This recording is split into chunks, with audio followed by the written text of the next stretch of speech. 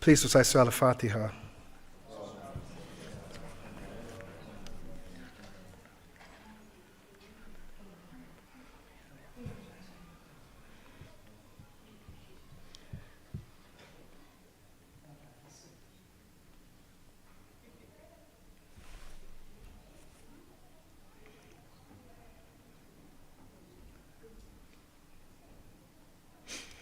أعوذ بالله من الشيطان الرجيم بسم الله الرحمن الرحيم الحمد لله رب العالمين والصلاة والسلام أشرف المرسلين وخاتم النبيين أحمد مجتبى أبي قاسم محمد مصطفى الله ولي الطيبين الطاهرين لا إله إلا الله جليل الجبار لا إله إلا الله عزيز الغفار لا إله إلا الله وحيد القهار لا إله إلا الله وحده لا شريك له إلها واحدا نحن له مخلصون لا إله إلا الله وحده لا شريك له إلها واحدا نحن له مسلمون لا إله إلا الله وحده لا شريك له إلها واحدا نحن له عابدون قال الله تعالى في محكم كتاب عزيز بسم الله الرحمن الرحيم والعصر إن الإنسان لفي خسر إلا الذين آمنوا وعملوا الصالحات وتواصوا بالحق وتواصوا بالصبر صلوات الله. You know, on a daily basis, we ask Allah Azza to keep us on the straight path. Every day, constantly, you'll hear us say in our prayer, at least the minimum amount of time, we say, Ihdina siratal mustaqim. Why do we ask this? Why do we ask to be kept on the straight path? Are there other paths in which we may end up on if we don't ask Allah Azza to give us the strength to stay on that path? We realize that there are multiple paths a person can go on if they go astray from that path in which Allah Azza has designated us to be upon. One of the paths in which they said is the path of following his own or her own desires. We find that this path is what the majority of people outside of the Muslim world are doing, and sometimes even Muslims. They follow their lower desires. Whatever that they desire, they follow. If it's a lustful desire, they'll follow it. Whatever and anything in between.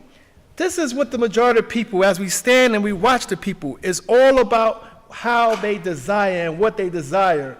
They be like, I desire to have beautiful woman, beautiful life, a lot of money. I desire all these things. So they chase that, and that's the path in which they go upon. And they don't see no other path. They think that is the correct path. And they find themselves all the way, their whole life going down this path. Another path is the path of fulfilling other people's desires or the desires of others. This is another path. It could be good and bad.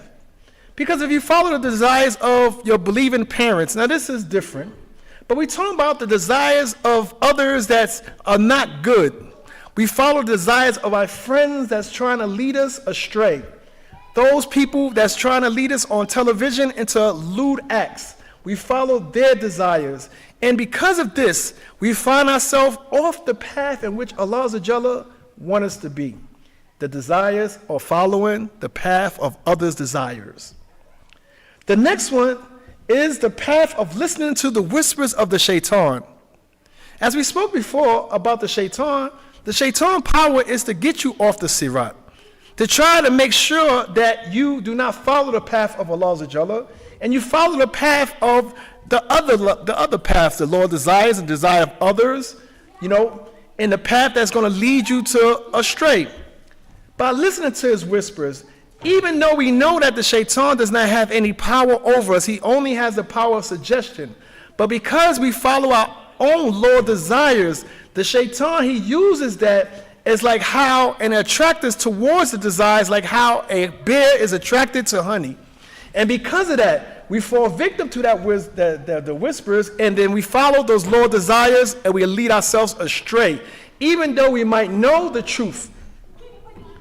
The next one is following the path of an oppressor.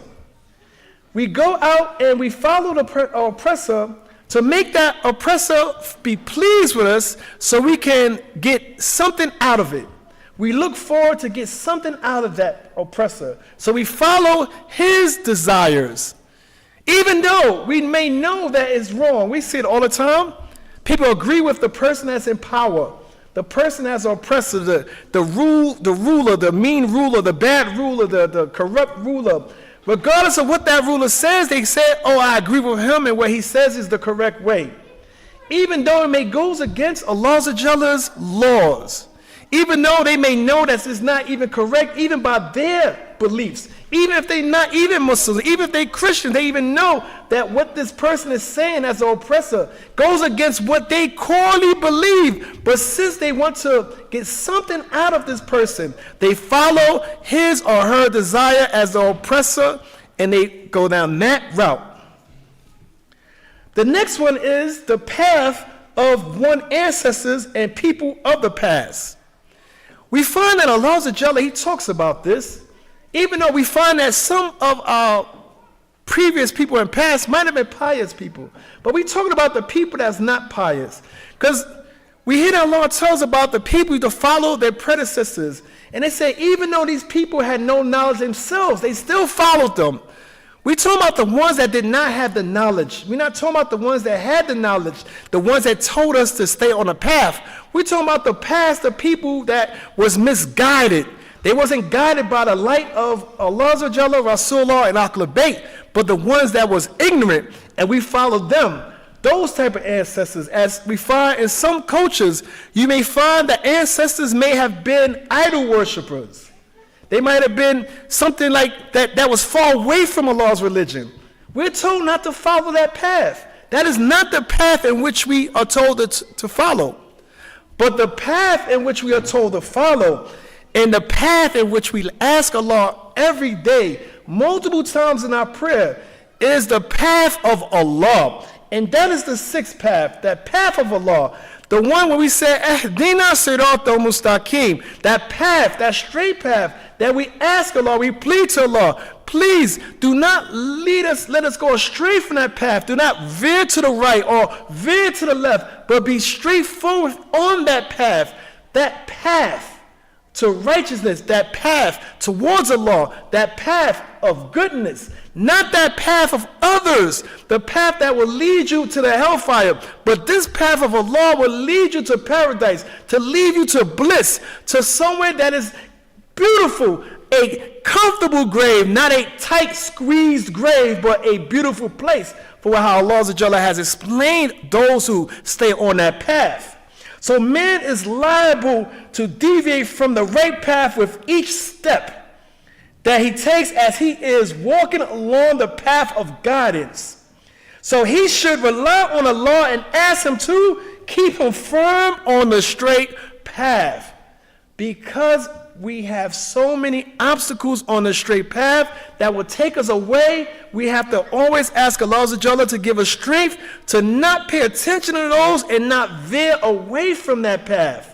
It's so much because the shaitan, he's coming from all directions, as I've said previously, and his minions are coming from all directions.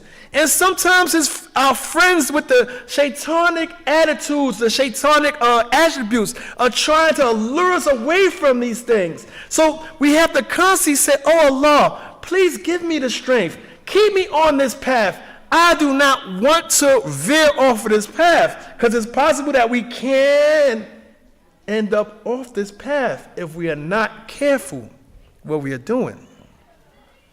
So we must not forget that our existence, our being, and all our bounties which come to us are from the origin.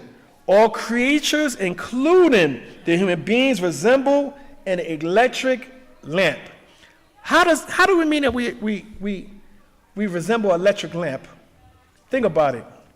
When you have a lamp, you put it on a table, you click it, nothing, it don't comes on.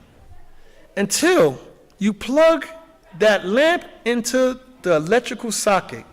When you plug that light into the electrical socket and then you flip the switch, the light comes on. This is the same as man. We have to always be connected to the source. for us to be able to function, for us to be able to stay on that path. And the source is always being connected to Allah and the ones he tells us to follow, like Rasulullah and Ahlul Bayt. This is what we have to do. Because if we do not, if we are unplugged from that, then the light will not come through us like how a lamp.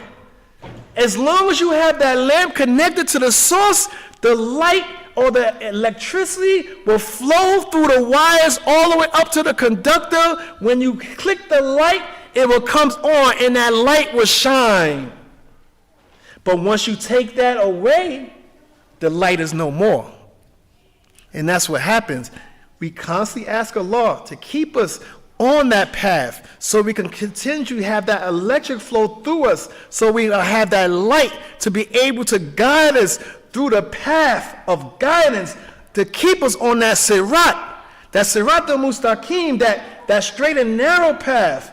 If not, then we will find ourselves veering to the right or the left, and we may continuously probably veer to the right until we are so far away from the path that it'd be so difficult for us to get back, maybe. So the path of Allah has advantages. Even though we see that other paths may have advantages, like if you follow the oppressor, the advantage that you get good in this world. You follow the path of the shaitan, you might get good in this world. But none of those paths will have you get good in the hereafter. We have to think like this. Allah Azza Jalla, as I said previously, created us to live forever, but not in this world, but in the hereafter. So the real benefit in which we can receive is the one that we get in the hereafter. It reminds me of a story that said one time Rasulullah sallallahu alayhi wa alayhi, they said that he was sad. And they said Allah Azza Jalla told the angels to go down to him, told the angel to go down to him and ask him. He said, oh, Allah Azza Jalla said to me, why are you unhappy? And if there's anything in which Allah Azza Jalla could give you in this world, tell us. And the way that Hadith said that, Rasulullah almost is like, I don't need nothing in this world. He was almost like, this world is for those who do not have a home in the hereafter. This world is for those who do not have a home in the hereafter. So in other words, when we stay on that sirat, we're making that home for ourselves in the hereafter. But when you find the people go off and veer off and follow the desires of their lower self, they only work for this place, not for the hereafter. Unless your desire is to get near to Allah, then this is different. If your desire to make your parents happy or to follow them, that is different. Or you follow the people of old that left guidance for you so you can stay on the path, this is different. We're talking about the other paths that lead you astray. So what are the advantages of being on the sirat or staying on that path in which we ask Allah Azza Jalla every day, the minimum amount of times, 10 times a day to stay on? What is the advantages? There has to be advantages, because there is nothing in which Allah Azza Jalla tells us to do that there is not an advantage or a muslahah or benefit afterwards. Allah, everything, if you look, everything in which we do, Allah, you will find a way say, if you do this, you get this. You do this, you get this. You can do this, you get this. It's always an incentive. Always. Because men are always into gain. So one of the advantages is that Allah's path is established. The other paths are not really established, but Allah's path, the sirat of Allah, the path of Allah is established. As opposed to there are other oppressive paths and the path of desires. No, it has no, how can I say, no formation. It's not established. Allah's path been established from the beginning. One of the advantages of staying on the path is an established path. It is a known path. It's a good path. It's a path that which we stay on. There will be a benefit for us. Not only in this world, but also in the hereafter, where it really counts, where we can really see the benefit. When Allah Azza Jalla opens our eyes and we see the reality, that's where that path will lead us to, inshallah. The second one, the Allah's path, is a single path. It's a single path. It's not a multiple path.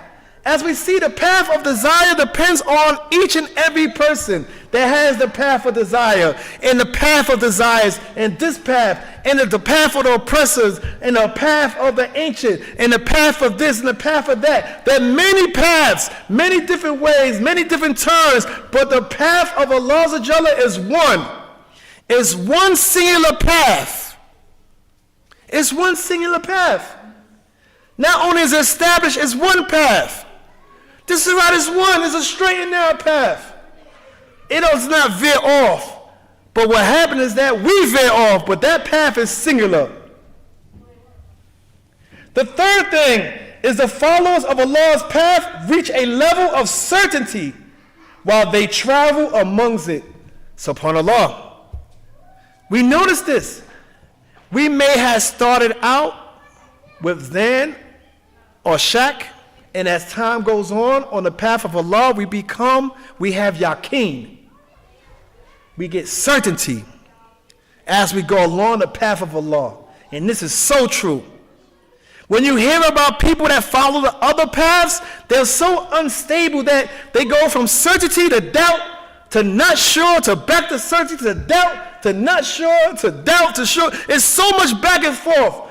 But when you follow the path, the sirat of Allah, as we go on, our surety increases. Our yaqeen increases. It increases. Yes, it increases. Because as we go, we have Ainu Hakim, and then we have Hakuk Hakim as things go on. We see the reality with our eyes, and then it becomes a reality in our heart. We become sure of this way as we go on. The fourth thing is the followers of Allah's path does not lose. The path of Allah, those who follow the path of Allah, all we do is gain. We do not lose. Even if we think we lose in this world, we gain. Because whatever atrocity that happens to us, and if we stay patient on that path, Allah will reward us. SubhanAllah. But the path of desire and everything else, when we lose, we lose. But the path of Allah, if we may consider something as lost, no, we gain. We gain. We gain.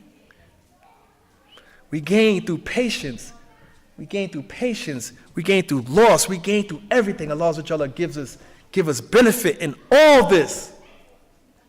Because what happened is that when we so-called lose on this path, we turn to the Musalla, we ask Allah to give us strength, and we turn towards Allah, and He gives us that strength. He gives us what we ask for, and in return, He also gives us blessings and mercy out of His luft, out of His grace, subhanAllah.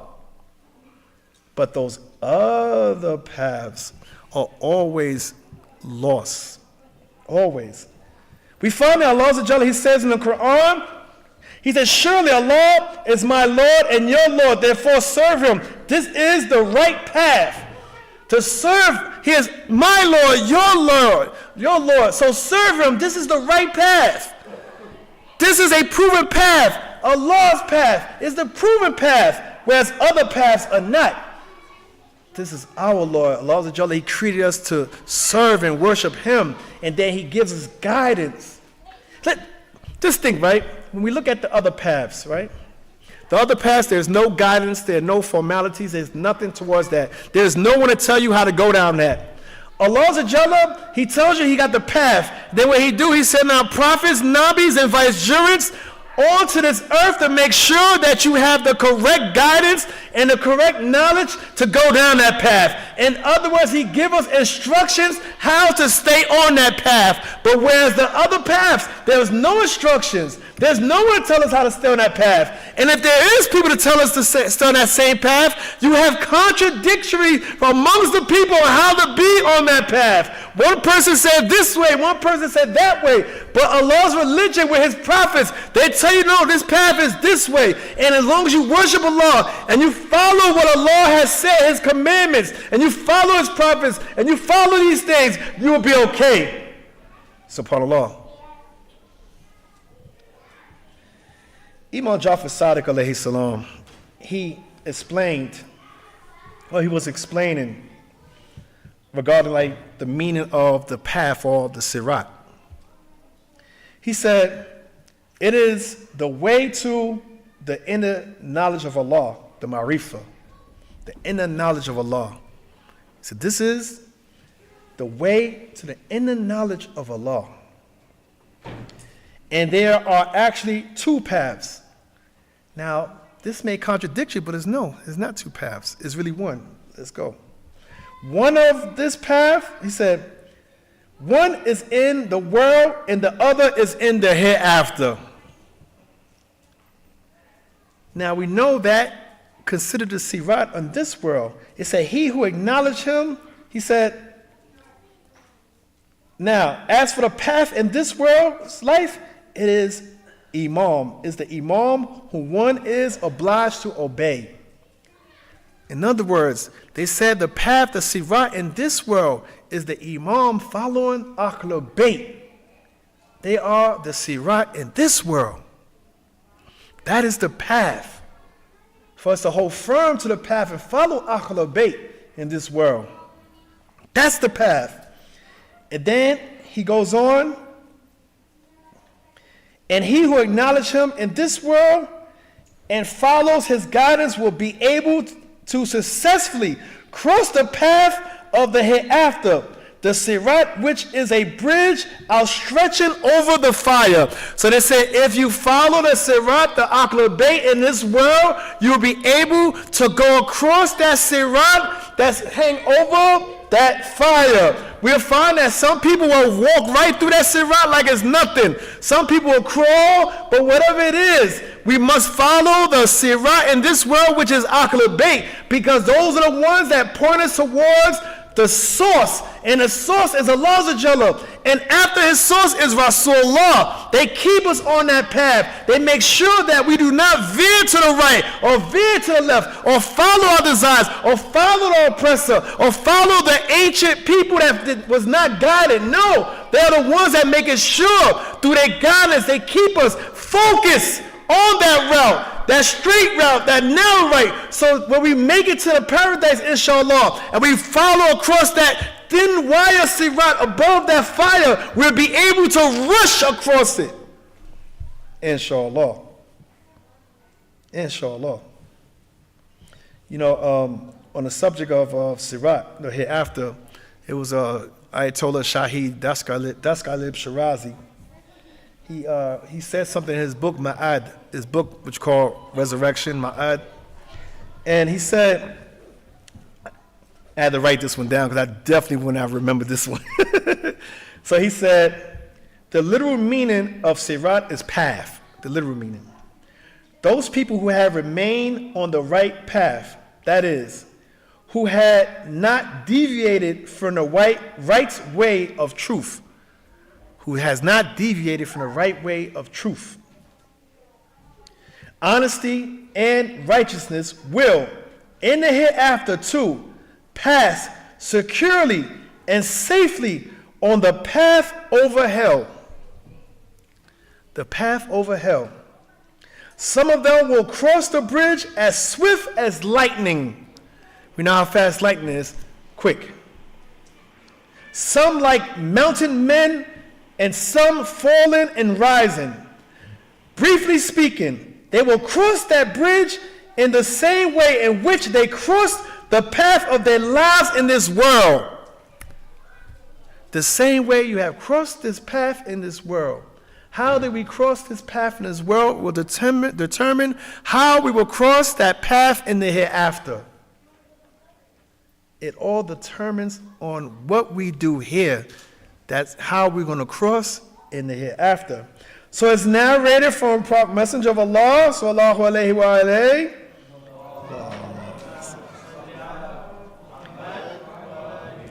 And he started to explain the length of the sirat or the path in the hereafter.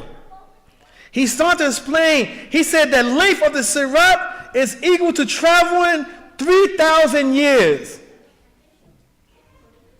In which there is an elevation of 1,000 years and then 1,000 years of decline, and then 1,000 years of travel through rocky terrain and through scorpions and wild animals. And it is not an easy matter to cross the Sirat. Every person would pass over the Sirat bridge accordingly to his faith. According to his faith and the quantum of his good deeds. So whatever faith, how strong your faith is and how much good deeds you do in this world will determine how you will cross that Sirat in the hereafter. So if you are a miser, then you know how it's going to be. If you're not that religious in this world, you know how it's going to be. But if you're extremely religious and you're extremely, giving, then you can understand you might be of those who pass through that Sirat with swiftness. So all determined on us here. This is why we have to send our deeds ahead of us. We have to send our deeds ahead of us. We have to do things that's going to benefit us in the hereafter. When we are no longer on this plane, that will not, and we cannot help ourselves, that is going to help us when we are there. Our deeds, our amal. This is what. Then he said, he said, the bridge is thinner than a hair and sharper than a sword. So it really depends on what we do here. So in other words, we cannot be idle in this world. We cannot be idle. We have to make sure we do all that we can so we can have the benefit of living comfortable in the hereafter. Because if not, it's going to be difficult going across that bridge because we did not follow that bridge in this world. And the last thing of which Rasulullah, he said, those of you who will have the firmest footing on the bridge are those who have the strongest love for my household. The ones who will have the strongest footing on the Sirat will be those who had the strongest love for Ahlul Bayt. That love for Ahlul Bayt. They are the Sirat for us in this world. This is all Rasulullah asked when you read the Quran. He said, do you want anything? He said, no, I just want you to have love for my kin. The love for Ahlul Bayt. The more love we have for Ahlul Bayt, the better it will be for us to cross that. Because that means we followed the Sirat in this world. That was an extension cord for us. Ahlul Bayt is the extension cord to the power source. They are like how the lamp has that extension cord that's plugged in to the source. They are the ones that's that cord that we follow until the source. So we can get that nur, that light, that guidance from Allah Azza wa Jalla. SubhanAllah. So all depends on what we do in this world that will determine on how it will be or how comfortable it will be in the hereafter. But we must constantly ask Allah Azza wa Jalla to keep us on that Siratul Mustaqim, that straight path. That path that is narrow. That path in which you veer off onto other things, you will find yourself misguided in this world. May Allah help us all. Bismillahir Rahmanir Rahim. Wal as innal insana lafi khusr. Illa alladhina amanu wa aminu salihati wa tawassaw bil haqqi wa tawassaw bis sabr. Akhra da'wana walhamdulillahi rabbil alameen. Wa sallallahu Muhammadin wa alihi tahirin.